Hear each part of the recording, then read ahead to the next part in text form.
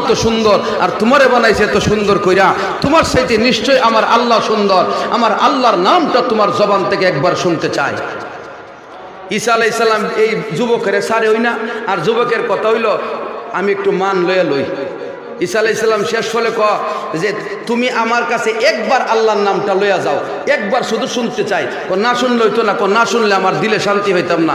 এখন এই যুবকের শর্ত দেয় যে হুজুরের সুর বালা, যে হুজুরের ওয়াজ বালা, এই হুজুরের দাওয়াত দিতে গেলে পারতাম না, ঢিট নাই, খালি নাই, কুস্তা নাই, ইতা নাই, হিতা নাই, কুস্তা নাই, গাছও নাই, বনও নাই, দুধও নাই, পানিও নাই। শেষ হলে হুজুর তে হইলে আপনার কেমনি নেওয়ান লাগবো, সিস্টেমে আসেন। তখন সিস্টেমে আইতে গেলে মান বাড়ে না। যারা দেখতে সুন্দর, যার বয়ান সুন্দর, তার মানও বেশি জোরে হন, ঠিক কিনা? আরো জোরে কোন ঠিক কিনা? এই জন্য ঈসা আলাইহিস সালামের কাছে এই যুবক দেখতেছে যে সে আল্লাহর নামটা শুনতে চাইতেছে আমার কাছ থেকে। এ যেভাবে না শুনলে ওইটুই না, এই জন্য বড় শর্ত লাগাই, বড় শর্ত লাগাই। কি শর্ত? এই যুবক ঈসা আলাইহিস সালামরে কয়, তোমার মাবুদের নাম যদি আমি একবার আমার জবান থেকে উচ্চারণ করি, তুমি আমার কিতা দিবা? তুমি কিতা চাও বলো। এই যুবক বলতেছে, তোমার জীবনের এ টু জেড, প্রথম থেকে শেষ পর্যন্ত, এই পর্যন্ত যত ইবাদত করছো সমস্ত ইবাদত আমারে ওয়াকফ কইরা দিবা, তাইলে তোমার মাবুদের নামটা একবার উচ্চারণ করবো। শর্তটা শুরু না বড়? কেউ এই শর্ত মানবেন? আছেন কেউ মানবেন? মানতেন না। কেন মানতাম না? আমরা ইবাদতের দিকে তাকাই, আর ঈসা আলাইহিস সালামের কথা হইল ইবাদতের দিকে আমার নজর নাই। আমার মাবুদ যদি খুশি হয়, মাবুদের নামে যদি ইবাদত না দিতাম পারি, কার নামে দিমু? জুড়ে কোন ঠিক কিনা? আরো জুড়ে কোন ঠিক কিনা? ঈসা আলাইহিস সালাম যুবকরে ক, তোমার শর্ত মানছি, তুমি আল্লাহর নাম উচ্চারণ করো, সব ইবাদত তোমারে দিয়া দিলাম। সুবহানাল্লাহ। আসতে কোন এখানে সুবহানাল্লাহ কইতার না, কিন্তু কয়েকদিন আগে বিশ্বকাপের জুকির শুটে মাদ্রাসা তো ওয়াজ কইরা আয়ো, শেষে ঘুমাইতারছি না। এরাই কিন্তু এর আওয়াজ হই।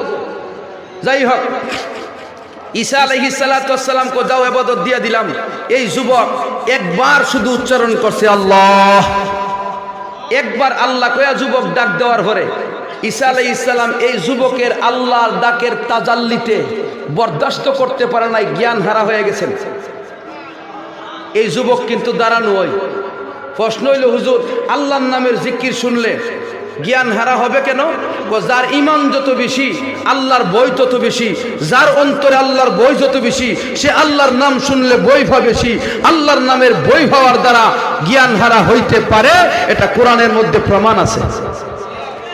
ইযা যুকিরাল্লাহু ওয়াজিলাত কুলুবুহুম ওয়া ইযা তুলিয়াত আলাইহিম আয়াতুহু যাদাতুহুম ঈমানা।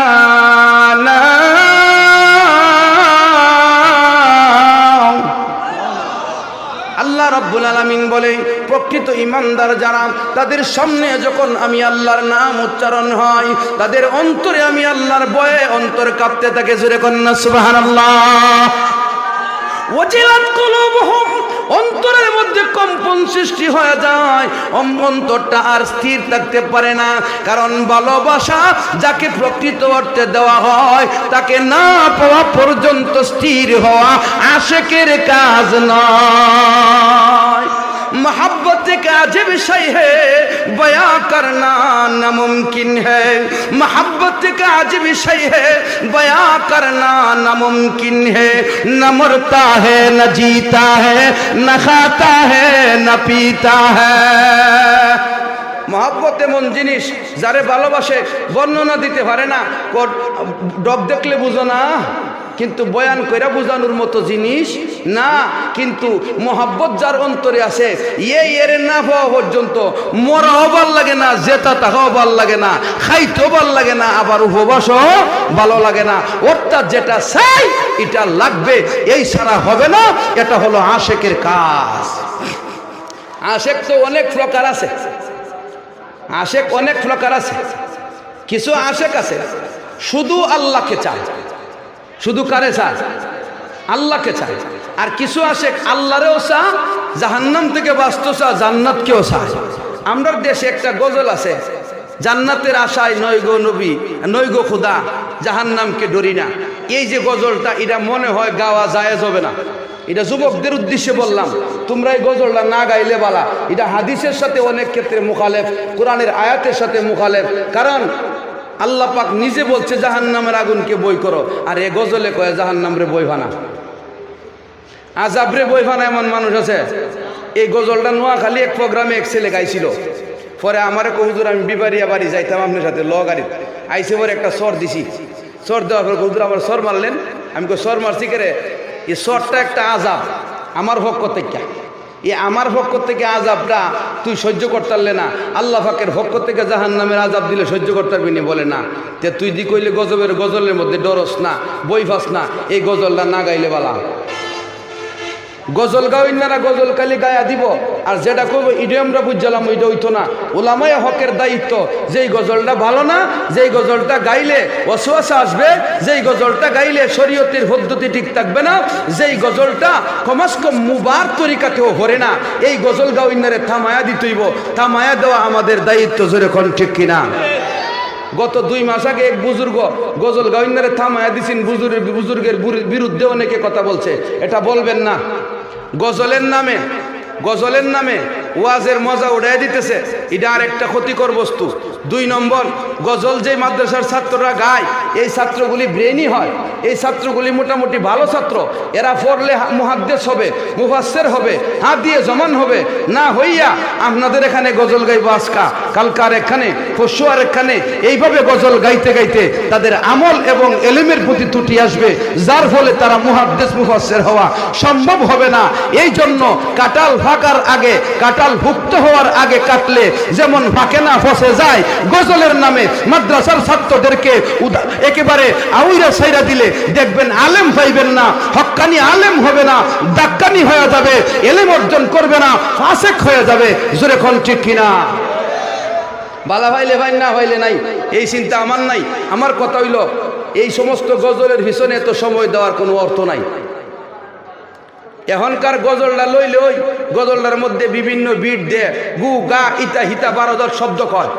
অথচ আমরা ছোটবেলা নাতে রসুল পড়ছি, হামদে বাড়ি তালা পড়ছি, ওই একটা হামদে বাড়ি তালাও আজকে এই ছাত্রদের জবান থেকে শুনি না, একটা নাতে রসুলও শুনি না।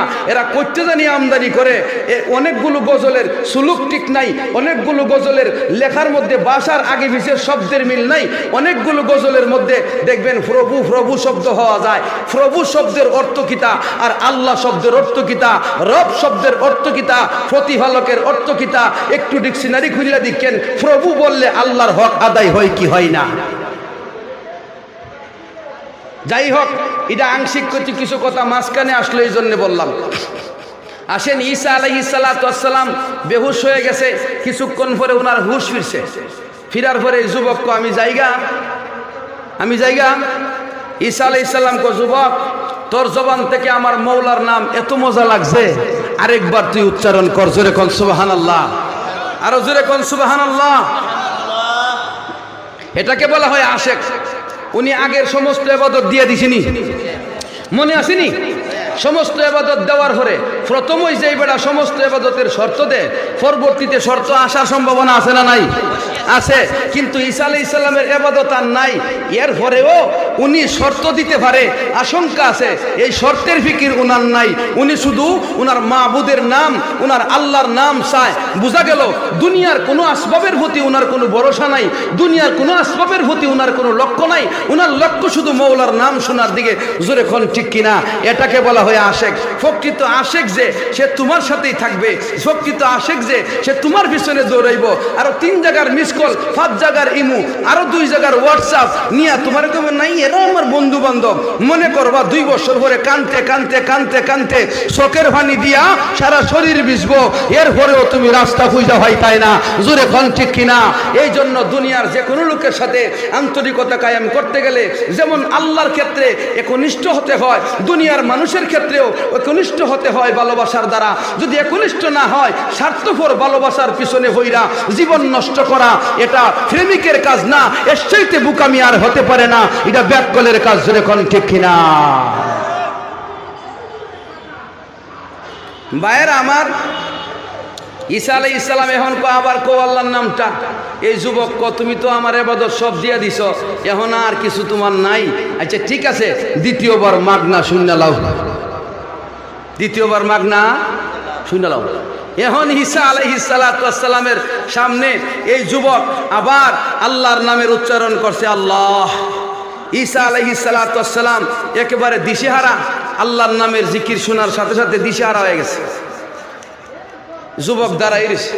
ঈসা আলাইহিস সালাম পরিপূর্ণ আবার সুস্থ হওয়ার পরে বলতেছে, এ যুবক তোমার বাড়ি কোথায়? তুমি ঠিকানাটা দিয়া যাও, তোমার এলাকায় যামু, গিয়া তোমার এখানে কিছু আল্লাহর নামের জিকির শুনমু সময়ে সময়ে। তুমি তো আর সব সময় এখানে আসবা না।